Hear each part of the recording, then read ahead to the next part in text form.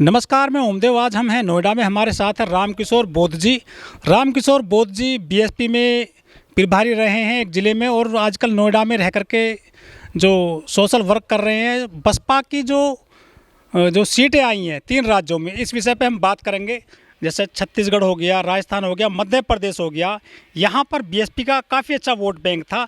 लेकिन रिजल्ट जो आए हैं 3 राज्यों में, जो हिंदी बेल्ट कहे जाते हैं, बसपा का जो वोट बैंक है वो काफ़ी डाउन हो गया है। बसपा का जो वोट बैंक गिरता जा रहा है, इसके लिए कौन जिम्मेदार है? एएसपी जो चंद्रशेखर जी ने बनाई है, इस पार्टी ने हमारी बहन जी का बहुत बड़ा नुकसान किया है। इन्होंने इतना नुकसान किया है कि इन्होंने जाकर के गांव-गांव में और बहन जी के खिलाफ आंदोलन जैसा चला दिया और ये कहा कि बहन जी कुछ नहीं करना चाहती। बहन जी ने दौलत इकट्ठी कर ली है और बहन जी दौलत इकट्ठी करके और आकाश आनंद को सारा देना चाहती है कारोबार। तो हमारे लिए और तुम्हारे लिए कुछ नहीं बचेगा। बहन जी ने सब कुछ ले लिया। ये मनवाद से तो नहीं लड़ी, ब्राह्मणवाद से नहीं लड़ी, जातिवाद से नहीं लड़ी, लेकिन ये बहन जी से लड़ी और बहन जी से लड़के इन्होंने नुकसान किया है। ये भी आरोप रखते हैं कि बहन जी बीजेपी की बी टीम है, नंबर 1। नंबर 2, वो सीबीआई से, ईडी से डरती हैं, और चुनाव जिस तरह से लड़ा जाता है उस तरह से उन्होंने चुनाव नहीं लड़ा है, दबाव में है किसी के। बहन जी कभी न डरती थी और न डरती हैं, न बहन जी भविष्य में कभी डरेंगी। बहन जी हमेशा शेरनी की तरह रहती थी और शेरनी की तरह हैं, और बहन जी शेरनी की तरह रहेंगी। और ये हमारा जो कल्याण करेंगी तो बहन जी करेंगी। आज हमारे कुछ नीला झंडा लेकर आवारा पशु जैसे लोग घूम रहे हैं, उन्होंने बहन जी का बहुत बड़ा नुकसान किया है। और उन्होंने इतना नुकसान नहीं किया है, उन्होंने बहुत बड़ा नुकसान कर दिया है। बीजेपी की गाड़ियों में वो घूम रही थी। एमपी की आपको बात बता रहे हैं, जो भीम आर्मी के चीफ हैं चंद्रशेखर जी, उनके जो प्रदेश के अध्यक्ष हैं, बैरागिया हैं, बिसारिया हैं, क्या हैं, उन्होंने वो गाड़ी पकड़ी गई तो ये कहा ये मेरी गाड़ी है। तो उन्होंने जब कहा, आपकी तरह सोशल मीडिया वाले थे, उन्होंने कहा गाड़ी का रजिस्ट्रेशन किसके नाम है आप दिखाओ। तो गाड़ी का रजिस्ट्रेशन वहाँ पर बीजेपी का सांसद था, उसके नाम गाड़ी थी। तो उन्होंने साफ हो गया अगर ये झूठा होता। और ये भी बात चली है कि चंद्रशेखर जी ने बीजेपी से पैसा भी लिया। 2022 में इन्होंने कांग्रेस से भी पैसा लिया और मोटा पैसा लेकर, और इन्होंने जो है हमारे बीएसपी को गुमराह किया और बीएसपी के वोटर को गुमराह किया, और इन्होंने बाबा साहब का मिशन बेचने का काम किया। तो वो जीत न पाए हैं न जीत पाएंगे। क्यों नहीं जीत पाएंगे कि वो हैं क्या अभी तो वो किसी गांव के एक प्रधान भी नहीं हुए हैं। और जब बहन जी 4 बार की मुख्यमंत्री रही हैं और बहन जी ने सब कुछ समाज को दिया है, और इतना बड़ा त्याग बहन जी का है कि बहन जी ने अपनी शादी नहीं की, परिवार नहीं बसाया, और देश के लिए सब कुछ किया। और देश के लिए जीते मरते सोते जगते बहन जी सबके सर्वजन हिताय के लिए, बहुजन समाज के लिए सोचती हैं और बहन जी काम करती हैं। इन लोगों ने अभी कुछ नहीं, एक जमते हुए किले हैं, अंकुर फूटे हैं, और ये बाबा साहब के मिशन को बेचने का काम कर दिया। इस तरह से अगर बाबा साहब बिकते तो वो अपने 4-4 बच्चों को कुर्बान नहीं करते। कांसीराम साहब बिकते तो वो जाने कितना पैसा ले लेते। अगर बहन जी बिकती तो इस समाज का कुछ भी भला नहीं हो पाता। बामन मेश्राम तो सबसे पहले मनवादी हैं। उनको तो उनकी बीवी को हमने देखा है वीडियो में, आपके जैसे सोशल मीडिया वालों ने वीडियो चलाया था, उसमें देखा है कि वो मंदिर में पूजा कर रहे हैं अपनी पत्नी के साथ, और वो ऊपर करते रहते हैं, और वो आरएसएस से और बीजेपी से मिले रहते हैं, और मिले होने की वजह से वो गालियां भी देते रहते हैं। मैं गाली दे दूंगा तो मैं जेल में चला जाऊंगा। बामन मेश्राम जी इतनी गालियां देते हैं, इतना सारा काम करते हैं, फिर भी वो कभी उन पर कार्रवाई नहीं होती, कभी जेल में जाने का नाम नहीं लेते। लेकिन जो विपक्षी लोग हैं वो ये कहते हैं कि बहन जी सिर्फ ट्विटर पे काम करती हैं।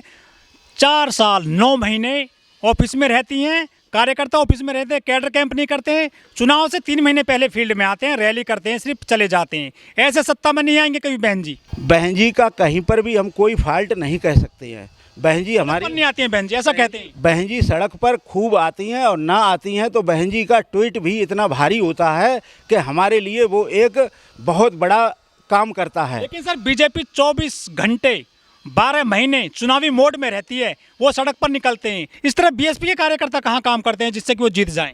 बीएसपी का कार्यकर्ता काम करता है और बीएसपी का कार्यकर्ता जो ऊंचे पदों पर पहुंच गया है वो आलसीपन में आ गया है और वो आलसीपन उनके लिए ये खतरा बन गया है कि अब थोड़े समय में और हिंदू राष्ट्र बनने वाला है और जब हिंदू राष्ट्र बनेगा तो बीएसपी के कार्यकर्ता हमारी पार्टी और हमारे देश का संविधान ये सब वो ख़त्म करने की उनकी योजना है। माननीय बहन जी का हम दोष इसलिए नहीं मानते हैं कि बहन जी उम्रदराज नेता हैं, महापुरुषों में आ गई हैं और दौड़ धूप वो नहीं कर सकती हैं। तो हम युवा शक्ति को जोड़ें और युवा शक्ति को गांव-गांव शहर-शहर में भेजें और जहाँ भी खेत में किसान काम कर रहा है वहाँ पर भी जाएं और सड़क पर मजदूर काम कर रहा है उसको भी समझाएं और हम अपना जनाधार वापस लाएं, बहन जी की ताकत को वापस लाएं, तो हम फिर कामयाब होंगे। लेकिन कुछ लोग ये भी कहते हैं कि बहन जी जो है बुजुर्ग होती जा रही हैं, वो इतना जो है मेहनत नहीं कर पाएंगे पार्टी के लिए, उनको इस्तीफा दे देना चाहिए, किसी युवा को बनाया जाए राष्ट्रीय अध्यक्ष।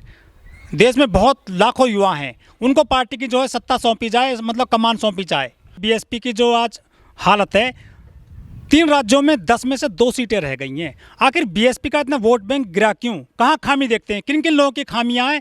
आखिर बीएसपी का इतना नीचे गिरने का क्या क्या कारण हो सकते हैं? पहला कारण तो हम अपने बहुजन समाज को ही मानते हैं कि हमारे मान्यवर कांसीराम साहब अपने समय में इन मनवादी पार्टियों को सांपनाथ और नागनाथ बोलते थे और इस बीजेपी को तो कोबरा बोलते थे और कांग्रेस को ये घास में लेटा हुआ सांप बताया करते थे मान्यवर कांसीराम साहब, और इससे दूर रहने की सलाह देते थे। तो उन्होंने हमेशा ये कहा था कि आप लोग इन दोनों से सावधान रहना और बहुजन समाज तरक्की तभी करेगा जब अपने वोट का सौदा नहीं करेगा। तो हमारे कुछ लोग इनके लालच में आकर के, साड़ी के लालच में आकर के, इनके कपड़े पैसे के लालच में आकर के, इनके जो है मुर्गा में लालच में आकर के, दारू के लालच में आकर के और उनकी तरफ पलट जाते हैं। दूसरा कारण ये मानते हैं हम बहुजन समाज का गिरने का कि ये जो कांसीराम साहब कैडर कैंप कराया करते थे और वो कैडर कैंप में गिरावट आई है और कैडर कैंप में हम लोग सजग रहते थे और जनता में भी समझाइश देते थे, गांव-गांव जाते थे, घर घर में जाते थे और हमने तो ये ज़माना देखा है कि हमको खेतों में भी जाना पड़ता था, पानी में भी घुसना पड़ता था और जाकर के खेतों में लोग काम करते थे, उनको जाकर समझाया करते थे, भैया अपनी आज़ादी के लिए, अपने देश के संविधान के लिए, बाबा साहब के मान सम्मान के लिए आप बीएसपी को वोट करो। और भारी तादाद में लोगों का जन समर्थन मिलता था। और ये जब से ये मशीन ईवीएम आई है, बैलेट पेपर हटाया है, तो ये बैलेट पेपर से हमारा वोट साफ दिखाई देता था कि मतदाता ने वोट दिया है तो किसको दिया है। जो उम्मीदवार बीएसपी का होता था तो उसको पता रहता था, हाथी के ऊपर हमने मोहर लगाई है। अब ईवीएम में पता नहीं होता, वीवीपैट पर्ची की चुनाव आयोग गिनती नहीं करता, इसलिए गिरावट आ रही है। बीएसपी का जनाधार बिल्कुल कम नहीं हुआ है। हमारे कार्यकर्ताओं ने खूब अच्छी तरह से चुनाव लड़ा, खूब मेहनत की, बहन जी ने काफ़ी मेहनत की इस उम्र में भी और कई रैलियां की तीनों राज्यों में। जहां भी बहन जी का हेलीकॉप्टर उतरा वहां पर हमारे समाज के, बहुजन समाज के लाखों में लोग पहुंचे, महिलाएं भी पहुंची और सबने बहन जी को सिरमाथे लिया और काफ़ी मेहनत के साथ चुनाव लड़ा गया। और चुनाव लड़ने के समय भी मैं समझता था कि ये लोग मनवादी किस्म के लोग हैं, शासन में बैठे हुए लोग हैं और राजस्थान में भी सरकार जो कांग्रेस की थी और मध्य प्रदेश में शिवराज सिंह चौहान जी मुख्यमंत्री थे और वहाँ पर भूपेश बघेल जी थे छत्तीसगढ़ में।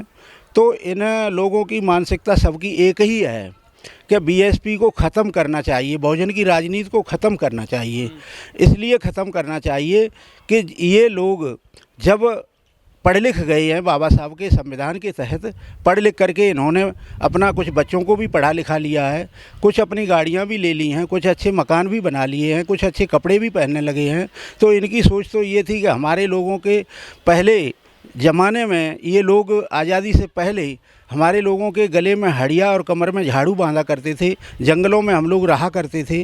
तो इनको ये ख़राब लगता है कि ये गाड़ियों में भी चलने लगे और इनके मकान भी अच्छे बन गए, ये बच्चों को भी पढ़ाने लगे, इनके बच्चे अच्छे स्कूलों में पढ़ करके और ये हमसे आँखों में आँख डाल करके बात करते हैं। और जो बहुजन समाज के लीडर हुए हैं वो लीडर आकर के हमारे बराबरी करते हैं और बराबरी करके और हमको धता बताते हैं। तो इन लोगों ने मिल कर के और ईवीएम से इतना बड़ा घोटाला किया है। मोदी जी ने इतना बढ़िया काम कौन सा कर दिया जिससे पूरी जनता प्रभावित हो गई। और इन्होंने ऐसा क्या कर दिया कि पूरी जनता इनके जादू पर इकट्ठी हो गई। और जो ईवीएम मशीन का घोटाला हुआ तो ईवीएम का घोटाला इन्होंने इस तरह से किया है कि जहां बीएसएफ का पहरा होता है, स्ट्रांग रूम होता है, जिला कलेक्टर की जिम्मेदारी होती है और जिला कलेक्टर ही ज़िले का मुखिया होता है चुनाव के दौरान, तो वहां से निकल करके ईवीएम शमशान पर कैसे पहुंच गई। उसके बाद अधिकारी ईवीएम को लेकर के घूम रहे हैं गाड़ियों में, और उसके बाद जो पोस्टल वोट आता है उसको काउंटिंग डेट से पहले ही खोलने लगते हैं। तो ये सभी संकेत ये हैं कि इनको बहन जी का बहुत भारी डर हो गया था, और इस डर की वजह से इन्होंने ये सारे काम किए और ये कहा कि बहन जी अगर आ जाती हैं तो इन 3, 4, 5 प्रदेशों के चुनाव में बहन जी की पोजीशन अच्छी हो जाती है, तो ये पीएम की दावेदार हो जाए। ईवीएम का आरोप आज नया नहीं लगा है।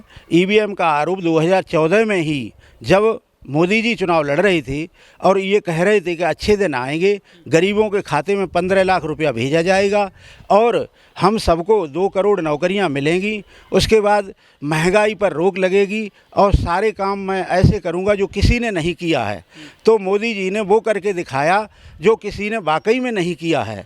250 रुपये किलो टमाटर बेच दिया, उसके बाद इन्होंने 1250 रुपये का सिलेंडर बेच दिया, पेट्रोल डीजल 100 रुपये से ऊपर बेच दिया। उसके बाद कोरोना काल में इन्होंने हमारे लोगों को ऐसे मारा जैसे चूहे कुत्ते बिल्ली मरते हैं, इन्होंने ऑक्सीजन नहीं दिया। उसके बाद इन्होंने हमारे लोगों का इलाज नहीं करवाया। हमारे लोग जहां बाहर रहते थे, काम धंधे पर रहते थे, वहां पर इन्होंने रोडवेज बस भी बंद कर दी, ट्रेन भी बंद कर दी, सारे आने जाने के साधन बंद कर दिए। अपने लोगों को विदेशों से हवाई जहाज़ से लेकर आए। तो मोदी जी जो कहते थे वो उन्होंने करके दिखाया कि किसी ने नहीं किया, वो मैं करके दिखाऊंगा। उन्होंने जो अच्छा काम किया है इसकी सराहना नहीं, इसकी घोर निंदा होनी चाहिए। इसलिए निंदा होनी चाहिए कि इन्होंने हमारे समाज के 80-82 करोड़ लोगों को भिखारी बनाया है और 5 किलो राशन का वायदा करके इन्होंने हमारे लोगों के रोज़गार छीन लिए हैं। और उन रोज़गारों से हमारे लोग अपने बच्चों को पढ़ाते थे, अपने बच्चों की परवरिश करते थे और अपने परिवार को पालते थे, अपने थोड़े बहुत घर बनाते थे, अपने आगे के इंतज़ाम करते थे, शादी ब्याह अपने बेटियों के करते थे, बेटों की करते थे। अब इन्होंने राशन पर ला करके खड़ा कर दिया है और 28 तक का वायदा कर दिया है। तो ये जानते हैं कि 28 में और 29 में जा कर के फिर लोकसभा का चुनाव होगा और मैं इस देश को हिंदू राष्ट्र बनाऊंगा। तो इस राशन पर ला करके खड़ा करके और हमारे लोगों को ये गुमराह कर रहे हैं भारी तादाद में, और ये राशन की लाइन में खड़े रहेंगे और ये 5 किलो राशन के लिए कभी भी अपनी डिमांड उसके लिए नहीं करेंगे कि हमारे बच्चों को रोज़गार चाहिए, शिक्षा भी चाहिए। अभी बहन जी बिल्कुल बुढ़ापे में नहीं आ गई हैं। बहन जी अभी 20 साल तक काफ़ी पावर में है और बहन जी स्वयं कहती हैं 20 साल तक मेरा अभी कुछ बिगड़ने वाला नहीं है। और अभी मैं किसी को राष्ट्रीय अध्यक्ष इसलिए नहीं बनाऊंगी कि जो अधपके हैं, गद्दर हैं और वो अभी उस तरीके से काम नहीं कर सकते। तो मुझे अभी मजे हुए खिलाड़ी की तरह काम करना है और बीएसपी को अभी आगे बढ़ाना है और बीएसपी आगे जाएगी, इसके लिए आप निश्चिंत रहो। और बीएसपी जो है जोर लगाएगी और पूरा जोर लगाएगी और 24 में सरकार भी बनाएगी। आरोप लगते हैं कि बहन जी तो सभी की बात करती हैं, ब्राह्मणों की बात करती हैं, त्रिशूल की बात करती हैं और जो परशुराम का मंदिर बनाने की बात करती है। इससे जो दलित वोट बैंक है वो थोड़ा खिसक गया है। बहन जी ने कभी नहीं कहा कि हम त्रिशूल और मंदिर बनाएंगे, परशुराम की मूर्ति लगाएंगे। ये तो सतीश मिश्रा जी ने बोला था 2022 के चुनाव में, और इसलिए बोला था कि ये ब्राह्मण जो है वो उधर को भाग गया है तो किसी तरीके से इसको कन्वेंस किया जाए और ये इधर को अगर आ जाता है तो हमारे चुनाव में फ़ायदा हो जाएगा। और रही बात सर्वजन हिताय सर्वजन सुखाय की, तो बाबा साहब ने जो संविधान हमको दिया, भारत का संविधान, कॉन्स्टिट्यूशन ऑफ इंडिया, उसमें बाबा साहब ने सबको समानता दी है, सबको फंडामेंटल राइट्स दिए हैं। तो बहन जी ने संविधान को लागू करते हुए सर्वजन हिताय सर्वजन सुखाय की बात कही थी और वो सर्वजन हिताय सर्वजन सुखाय का नारा दिया था कि सभी का हित हो, सभी का सुख हो और सभी का कल्याण हो। इसलिए बहन जी ने संविधान को लागू करते हुए जो भी योजनाएं बनाई थी, चाहे वो गरीबों को पट्टे की बात हो, चाहे वो अस्पताल में जच्चा बच्चा को पैसे देने की बात हो, चाहे शिक्षा की बात हो, बहन जी ने शिक्षा भी फ्री कर दी थी, बच्चों की स्कॉलरशिप भी बढ़ा दी थी और जगह जगह बहन जी ने स्कूल भी बना दिए थे और बहन जी ने जो है सबको सुविधा दी थी। इस पर हम लोग इस कहते हैं कि जब तक बहन जी का एजेंडा लागू रहता तो लगता था कि भारत में लोकतंत्र है, यूपी में लोकतंत्र है और सरकार भी ठीक है, सही काम कर रही है। ये जो संगठन है ये बीएसपी को कमज़ोर करने का काम करते हैं, ये टुकड़ों टुकड़ों में काम करते हैं, कभी ये इकट्ठे होकर के एक आवाज़ नहीं उठाते। बुलाते कहाँ उनको? उनको बुलाने की ज़रूरत ही नहीं है। क्या यहाँ पर किसी की बारात थोड़ी जा रही है? ये तो समाज का काम है, मिशन का काम है और संघर्ष का काम है, तो उनको खुद सोचना चाहिए। वो भी क्यों नहीं बुलाती उन संगठनों को? उनको बताएं कि हमारे लिए काम करिए, अब देश के लिए काम करिए, जनता के लिए काम करिए। बहन जी जब बताएंगी तब वो आएंगे। किसी के यहाँ शादी होती है तो कार्ड दिए जाते हैं, दावत दी जाती है, आओ भैया आ जाओ हमारे यहाँ शादी है। बहन जी जब तपते हुए धूप में, गर्मी में, सर्दी में, बरसात में सबके लिए काम करने के लिए जाती हैं और काम करती हैं। बहन जी ने जितना त्याग किया है, झोपड़पट्टी में भी काम किया है, पूरे देश में ऐसा कोई राज्य नहीं है जिसमें बहन जी का जनाधार और वोट ना हो। जब बसपा बनाई थी तो ये बामन मेश्राम जी कुछ थे ही नहीं। बामन मेश्राम जी बामसेफ के लिए ठेकेदारी करते हैं। बामसेफ बाबा साहब के परिनिर्वाण दिवस पर 6 दिसंबर 1978 को बनी और मान्यवर कांसीराम साहब ने बनाया। तब ये छोटे से कार्यकर्ता हुआ करते थे बामसेफ के। और इन्होंने जो कहा कि मायावती जी को भी मैंने बनाया, मायावती जी को भी मैंने पैदा किया, तो बामन मेश्राम जी आप कान खोल कर सुनो कि न तुमने बहन जी को पैदा किया, न तुमने कांसीराम साहब को पैदा किया, न तुमने बाबा साहब को पैदा किया, न हमारे बहुजन नायकों को पैदा किया, न हमारी बहुजन नायिकाओं को पैदा किया। तुम एक छोटे से कार्यकर्ता रहे बामसेफ के और आज तुम उनसे मिलकर के जो कहते हो वो तुम्हारी सच्चाई नहीं, वो सारा झूठ का झूठ पुलंदा आप बोलते हैं और देश के लिए, समाज के लिए आप काम नहीं करते। आप अपने लिए काम कर रहे हैं और अपना जो भारत मुक्ति मोर्चा चला रहे हैं और अपनी जो एक पार्टी बना रखी है भारत मुक्ति पार्टी, बहुजन मुक्ति पार्टी, और उसमें आप बहन जी को बदनाम करते रहते हैं। और बहन जी इस देश की सर्वमान्य नेता हैं। किसी भी समाज में आप चले जाओ, वोट मिला कम मिला, सीट निकली कम निकली, ना हमारा जनाधार कम हुआ, ना हमारा वोट परसेंटेज कम हुआ। लेकिन राष्ट्रीय पार्टी का दर्जा रहेगा क्या लगता है सर आपको? राष्ट्रीय पार्टी का दर्जा कहीं नहीं जाने वाला है। जिस तरह से बाबा साहब कह देते थे कि घट रहा है सर, वोट बैंक हमारा घट नहीं रहा, हमारा तो बढ़ रहा है। लेकिन ये ईवीएम से हमारा वोट बैंक भी घटाया जा रहा और हमारी सीटें भी नहीं निकलती, क्योंकि ये बेईमानी करते हैं। बहन जी से ये सारे नेता डरते हैं। आंदोलन क्यों नहीं करते ईवीएम के खिलाफ सड़क पर? आंदोलन हमारा हो रहा है। बहन जी ने 2014 में ही जाकर के सुप्रीम कोर्ट में दे दिया था ईवीएम से धांधली होती है और इस धांधली को बंद करने के लिए ईवीएम को रोका जाए। और जब तक ईवीएम नहीं रुकेगी तब तक इसमें पारदर्शी और निष्पक्ष चुनाव हो ही नहीं सकता। कि बीएसपी आएगी तो हमारी जड़ें खोद देगी, मनुवाद की जड़ें खोद जाएंगी, क्योंकि ये संविधान को लागू नहीं कर रहे हैं। ये उसी मनुस्मृति से पूरा काम कर रहे हैं और मनुस्मृति और सनातन सनातन चिल्लाते हैं। तो सनातन का तो इनको अता पता ही नहीं है। सनातन होता क्या है? सनातन होता है नहीं वीरेन वीरानी सम्मंतीत कुदाचनंग अवेरेन सम्मंती ऐस धम्मो सनंतनु। यानी जो धर्म होता है वो बैर से बैर कभी नहीं मिटता है, शांति रहती है और जो शांति देता है वही देश को ऊपर और समाज को ले जा सकता है। और इनके सनातन में ये सनातन नहीं है, इनकी कोरी गुंडागर्दी है सनातन के नाम पर। कभी धर्म ये नहीं कहता कि तुम मारो काटो, बहन बेटियों के बलात्कार करो, गरीबों को जीने मत दो, मंदिर मस्जिद के नाम पर झगड़ा करो और सबको मिटाओ, ये सनातन कभी नहीं कहता।